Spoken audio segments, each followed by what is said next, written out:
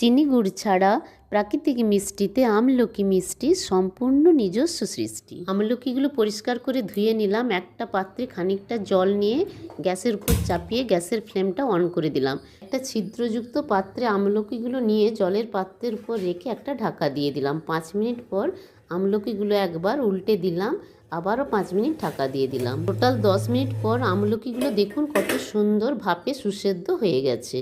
হালকা গরম অবস্থায় আমলকির বীজ ছাড়িয়ে সামান্য লবণ দিয়ে ম্যাশ করে নিলাম।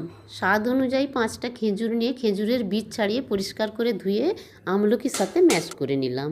গ্যাসের ফ্লেম মিডিয়াম টু লোতে রেখে 1 চামচ গাওয়া ঘি কড়াইতে দিয়ে আমলকি ও খেজুরের মিশ্রণটা দিয়ে 4-5 মিনিট ধরে ভালো করে নেড়ে চেড়ে গ্যাসের ফ্লেম অফ করে দিলাম। কাজু, কিশমিশ, পেস্তা, আমন্ড, কালো কিশমিশ দিয়ে গার্নিশ করে নিলাম। তবে আর দেরি কেন, একবার বানিয়ে দেখুন যেন। নিবেদিতার গৃহকোণ থেকে আমার বিশেষ অনুরোধ। টাটা।